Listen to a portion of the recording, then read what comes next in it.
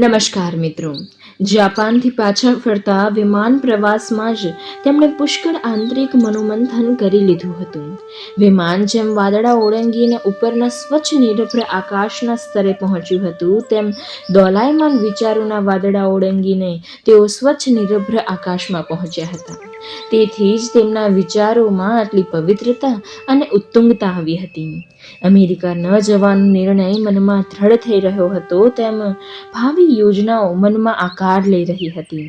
વિદ્યાપીઠ સ્થાપવાની યોજના તેમાંની જ એક યોજના હતી, અને એ યોજના સૌ પ્રથમ હાથમાં લેવી એવો નિર્ણય તેમણે કરી લીધો હતો. કેમ કે શિક્ષણથી માણસનું અને માણસથી સમાજનું ઘડતર કરી શકાય છે, એ તત્વ તેમને યથાર્થ સમજાઈ ગયું હતું. શિક્ષણથી જ બધા પ્રશ્નો ઉકેલાશે, લેનિનનો એ વિચાર તેમણે ઘણીવાર વાંચ્યો હતો. શ્રી કૃષ્ણ પ્રત્યે તેમની જેટલી ભક્તિ હતી તેટલો જ આદર તેમને લેનિન પ્રત્યે હતો. લેનિને સર્જેલી ક્રાંતિ તેમને ગમી ગઈ હતી, પણ કેટલીક બાબતોમાં તેમના વિચારો લેનિનના વિચારોથી આગળ નીકળી ગયા હતા. લેનિનના વિચાર અનુસાર સમાજ કેવળ સુશિક્ષિત બને તેથી બધા પ્રશ્નો ઉકેલાઈ જશે નહીં. એના માટે તો સમાજ સુસંસ્કૃત બનાવવો જોઈએ. જો કદાચ માણસ સુશિક્ષિત ન હોય તો ચાલે, પણ તે સુસંસ્કૃત તો બનવું જ જોઈએ, તો જ તે આદર્શ સમાજ વ્યવસ્થા લાવી શકે. એ તેમને સમજાયું હતું, અને એ પણ સમજાયું હતું કે સુસંસ્કૃત સમાજનું ઘડતર કરવા માટે ભારતની પ્રાચીન ગુરુકુલ પરંપરાના વૈદિક શિક્ષણ સિવાય અન્ય કોઈ શિક્ષણ પ્રભાવ પાડી શકશે નહીં. તેથી જ ભારત પહોંચ્યા પછી ડૉક્ટર કોમ્પટનનો પ્રસ્તાવ અસ્વીકાર્ય હોવાની તેમને જાણ કરવાનો અને શિક્ષણ કાર્ય સૌ પ્રથમ હાથમાં લેવાનો નિર્ણય તેમણે વિમાન પ્રવાસમાં જ કરી લીધો હતો. એક વખત કાર્ય નિશ્ચિત થઈ જાય પછી એ કાર્ય સિદ્ધ થાય ત્યાં સુધી પાંડુરંગ શાસ્ત્રી જરા પણ સમય ગુમાવતા નહીં. નિશ્ચિત કાર્ય હાથ ધરી ખૂબ ઝડપથી તે પૂરું કરવું એવો તેમનો સ્વભાવ હતો. તત્વજ્ઞાન વિદ્યાપીઠ ઊભી કરવાનો નિર્ણય થઈ ગયા પછી તરત જ તેમણે એ કાર્ય હાથમાં લીધું. જગ્યાનો પ્રશ્ન ઉકેલાઈ ગયો હતો, અને હવે બાંધકામની રૂપરેખા તૈયાર કરવા માટે તેઓ પુરુષોત્તમભાઈ ખેરાજ સાથે ત્યાં આવ્યા હતા. પાંડુરંગ શાસ્ત્રી ઝડપભેર તેમના મનમાં રહેલી યોજનાઓ એક પછી એક કહેતા જતા હતા, પણ તે માટેની નક્કી રૂપરેખા તો કહેતા જ નહોતા. તેથી પહેલેથી જ પુરુષોત્તમભાઈ મૂંઝવણમાં હતા. પોતાની મૂંઝવણ દૂર કરવાના હેતુથી પુરુષોત્તમભાઈએ થોડા દિવસો પહેલા કેટલાક સ્નેહીજનોની એક બેઠક મોલંડમાં ગોઠવી હતી.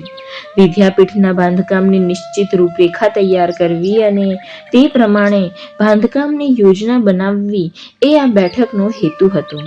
એ બેઠકમાં તેમણે પાંડુરંગ શાસ્ત્રીને આગ્રહપૂર્વક બોલાવ્યા હતા. પાંડુરંગ શાસ્ત્રીએ બેઠકમાં જરા કમને જ હાજર રહ્યા હતા. બેઠકમાં તેમના સ્નેહીજનોએ તેમને અનેક શંકાઓ પૂછી. ભંડોળ કેટલું છે? કાંઈ જ નથી. કેટલું બાંધકામ કરવું છે? કંઈ નક્કી કર્યું નથી. આપના મનમાં શું વિચાર છે? નિવાસી વિદ્યાપીઠ સ્થાપવી છે.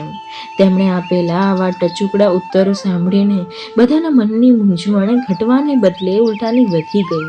પણ પાંડુરંગ શાસ્ત્રીએ આટલું બોલ્યા પછી તરત ઉઠ્યા અને ભલે આવજો કહીને નીકળી ગયા.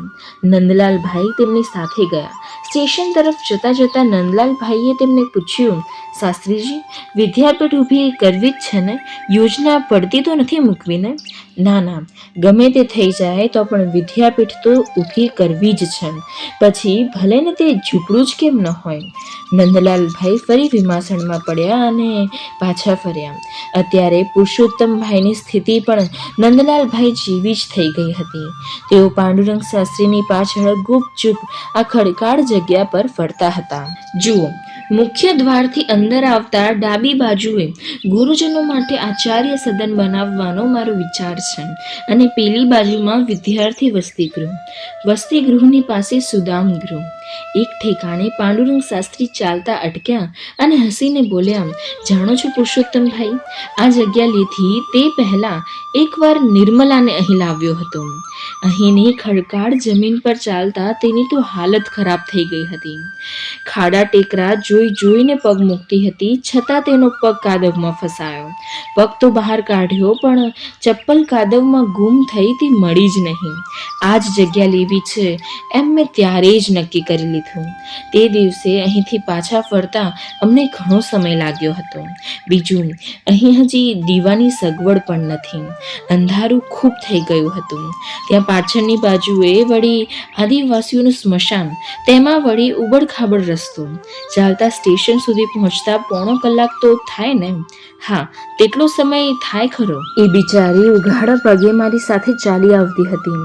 અધૂરામાં પૂરું રસ્તામાં દારૂ પીધેલા મળતા હતા. એ તો એકદમ ગભરાઈ જ ગઈ હતી. મુંબઈ સુધી ઉઘાડા પગે જ આવી. તે દિવસથી આજ સુધી જ્યારે જ્યારે હું એને વિદ્યાપીઠની જમીન પર આવવાનું પૂછું તો તેનો એક જ જવાબ હોય છે, જો જલ્દી પાછા ફરવાના હો તો આવું, નહીં તો તમે એકલા જ જઈ આવો. તેમની વાત સાંભળીને પુરુષોત્તમભાઈ હસી પડ્યા. જરા મન હળવું થયું. પછી પાંડુરંગ શાસ્ત્રીએ ગંભીરપણે કહ્યું, નિર્મલાનો પગ આ ભૂમિમાં ઘૂસી ગયો હતો, તેથી જ આ જગ્યા લેવાનું મેં નક્કી કરી લીધું.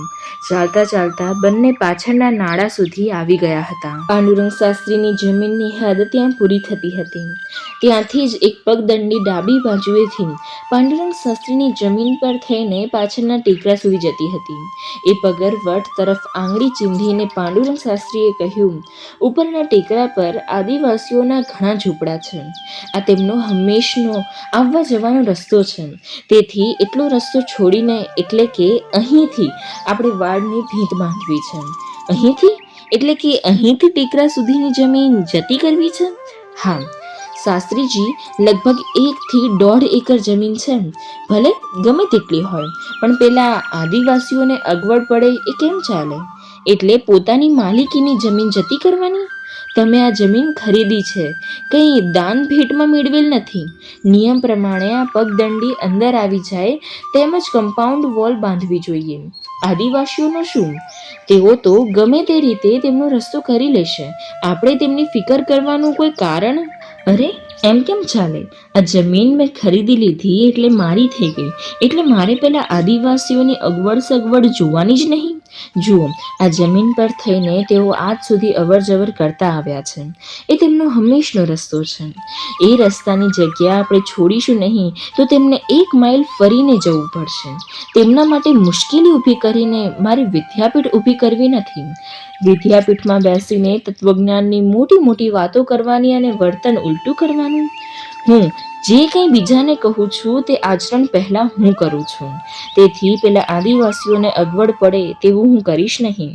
મારી જમીનમાંથી જ તેમને રસ્તો આપીશ. તેમના રસ્તાની જમીન છોડીને જ આપણે કમ્પાઉન્ડ વોલ બાંધવાની છે.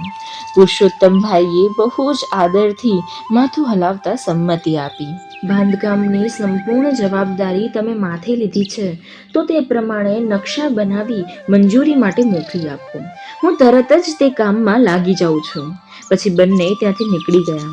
જ્યાં ઇંચ જમીનના નાના ટુકડા માટે યુદ્ધ ખેલાય છે તેવા આધુનિક જમાનામાં પુરુષોત્તમભાઈને આજે એક અનોખો અનુભવ થયો હતો. કોઈએ પણ માંગણી ન કરી હોવા છતાં અથવા ઈચ્છા પણ ન બતાવવા છતાં પાંડુરંગ શાસ્ત્રીએ આ આદિવાસી ભાઈઓની અગવડ સમજીને પોતાની તેટલી જમીન જતી કરી હતી. આ જોઈને કોઈ પણ નતમસ્તક થઈ જાય. થાણાના ICS કલેક્ટર શેખના કાને એ વાત પહોંચી. તેઓ તો ચકિત થઈ ગયા. પાંડુરંગ શાસ્ત્રીને તરત મળવાની તેમને તાલાવેલી થવા લાગી. તેમના મનમાં ત્યારે બીજી જ યોજના આકાર લઈ રહી હતી. તો પાછા મળીશું આવતા રવિવારે દાદાજીના નવા જીવન પ્રસંગો સાથે. ત્યાં સુધી રાધે રાધે.